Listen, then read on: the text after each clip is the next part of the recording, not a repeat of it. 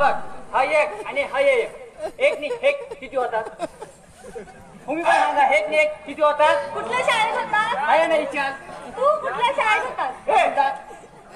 जास्त ट्यूट्यू करू नका. नाही समजत नाही तर हुला यायचं आहे.